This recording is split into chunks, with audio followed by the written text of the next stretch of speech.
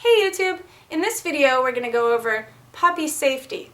Now puppies aren't made of glass, but we need to take care when training them, letting them interact with the environment, and also when letting them interact with other dogs. Now in my opinion, the three most important things to consider are the repetition of movement, jumping and jolting, and rough play. In this video we're going to go over all of those. And I think it's really important for all puppy owners to know about this, so that's why I've made this video. So why is it important to limit rough play as well as jumping and jolting movements in puppies? Well, their bones, ligaments, muscles, and joints are all in the process of growing and are more susceptible to injury than in the bodies of adult dogs. Now there's something in puppies' long bones that are called growth plates. Now these consist of several specific cells that allow the bones to grow, and they only close between 12 to 20 months of age, depending on your dog's breed and size. Now, it's generally accepted that while these growth plates are still in your puppy's body or your adolescent dog's body, you shouldn't have your dog jump repetitively higher than their ankles, which seems completely crazy. But this doesn't mean that you should never let your puppy ever jump until they become 12 to 20 months and then suddenly start drilling them on jumps and agility. It means take care not to repeat jumping higher than the ankles until the growth plates have closed, and then after that you're going to carefully work your dog's body up and muscles up to be able to jump as high as you wanted your dog to jump, rather than suddenly crazily letting them jump just because the growth plates have closed. So here are some other things to consider in regards to preventing injury. The correct diet, how much you feed your puppy. If you're feeding too much or too little, you can leave your puppy susceptible to injury and incorrect growth process. Sleep and exercise are also really important. The puppy's got to be getting enough sleep, and exercise, the puppy shouldn't be getting too much or too little exercise, as that can be detrimental to their health and also can cause injury. Jumping and jolting movements. All right, ready? Puppy, jump up. Say you've been watching TV with your puppy, and he doesn't want to stay with you anymore. He wants to jump down and play with his toys. Instead of just letting him jump off the couch, you can help him down to prevent him jumping higher than his back.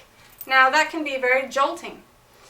This is really important for toy dogs. I see a lot of people with toy dogs that aren't taking care with the dog jumping on and off of their really high bed or letting the dog run down the stairs. If you're not like me and you don't like to micromanage your dog, then simply teach your dog to sleep in a dog bed on the ground to keep them safe from jumping up and off of the couch all the time, because that is something that puppies love to do. You can carry your puppy down the stairs to prevent injury. If this is not possible, you can have your puppy on a leash or train your puppy to walk calmly. Take care on slippery surfaces, as slipping can cause injury to a growing puppy. Train and play on non-slip surfaces like grass, padded floor, or carpet. So I've just got Lumos some food over here, and I'm reinforcing him on the ground for not jumping up in the kitchen, because the floor here is very slippery, and if I were just to walk on in with his food bowl, he might think to jump up. So, as I walk, I'm going to drop food down on the floor. You can also use a marker word, yes? If you're worried your puppy might jump chaotically, then you can practice these games with your puppy's food and toys on a non-slip surface first. So another really important concept for me in preventing injury in puppies, but also in adult dogs, is having your puppy or your adult dog wear a harness when attached to a leash. Now this is because if the puppy runs and hits the end of the leash, suddenly there's a huge jolting action right on their neck, which is very delicate. So when fitting a harness, I like to make sure that the harness doesn't rest on the neck if the dog were to pull, and also doesn't impede the leg movement when the dog is walking. Now, all dogs are different shapes, so one harness might fit your dog, but it might not be a good harness for another dog. So you basically need to put the harness on and see if it touches the dog's neck. If the dog is making a gagging sound in the harness, then it's basically working in the same way a collar is, putting pressure on their neck. The longer the leash is, the more force to the jolt if your dog or your puppy were to hit the end of the leash. There can be extreme force, So take care, even in harnesses. If you have a long leash and you grab it and your dog runs to the end of the leash, that can cause a huge injury. Wearing a harness doesn't mean pulling on leash. Train your puppy to walk on a loose leash from day one. Rough play. A lot of people have the misconception that dogs and puppies know what's best for them in regards to play and interacting with each other. There's the potential for injury during rough play, as well as if your dog is playing with larger or stronger dogs. Puppies and adult dogs can play in a safe manner, as long as you're there to monitor it and interrupt it before rough play starts. Repetition. Puppies naturally offer a wide variety of movement when playing with another dog or playing on their own. In training sessions, we want to set it up so that we're not drilling the puppy and making the puppy repeat the same behavior over and over again, because that can be bad for their health and cause injury. It's really important not to drill your puppy on behaviors that involve a physical movement. So I'm going to give you some tips on how to avoid drilling your puppy on the same behaviors. One way of doing it is counting out how many treats you're going to use during the training session. Another way of doing it is timing how long you train for. And a third way is you can film your training sessions and watch them back. And sometimes I myself am horrified at how long I keep going with my own dogs. So by doing these types of methods, it stops me from overtraining. Another idea is keeping a training log. So you keep track of which behaviors you work on each day. And what I do is I plan to not train the same behaviors for at least 3 days if there's something that involves a really physical movement. So for example, if I'm teaching leg weaving and I've worked on it quite a lot, I might spend 2 days not doing leg weaving. Stand to down is quite a physical behavior, so you're not going to make your puppy repeat that every single day, because that could be bad for their joints. So that's the example I'm going to use right now. For this training session, we're just going to work for stand to down for 10 treats, and then we're going to move on and do some other exercises.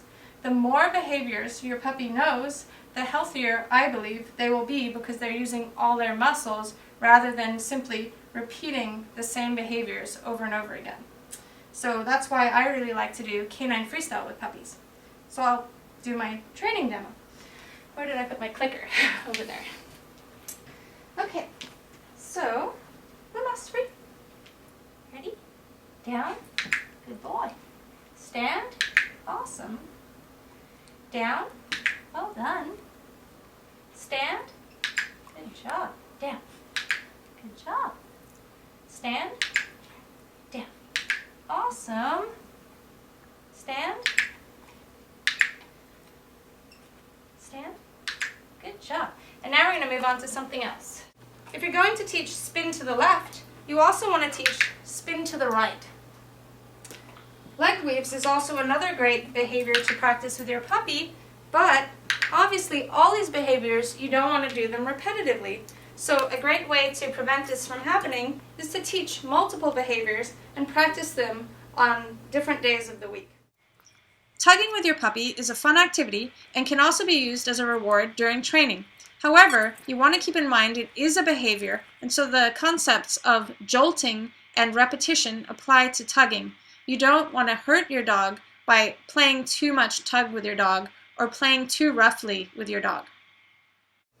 So there's this misconception that you should train one behavior first with your puppy, and then when that behavior is really good, you move on to the next behavior. Well, not only is there a problem with the fact that your puppy will be repeating the same movement over and over again, but it's also not good mentally. Dogs thrive on variety, and so you can make training sessions fun by adding variety of behaviors to the training session. So, in my opinion, I would, in a training session, you can work on spin to the left and spin to the right in the same training session. Or, if you want to work on the dog circling around you, you can practice going one way and then going the other way right in the same training session. So this idea of repetition doesn't really apply to behavior modification. All these dogs over here are lying really calmly, waiting for me to finish training Lumos, and you can feed as many treats for calm behaviors as you want. If you want to practice eye contact, good job. You can click and reinforce that, or say yes and reinforce eye contact, a calm, settle, a leave it behavior as much as you want. You can repeat it as much as you want. Leave it. Good boy. Leave it. Awesome. And the reason is because the dog's not doing any repetitive, active, jolting movements during those types of exercises.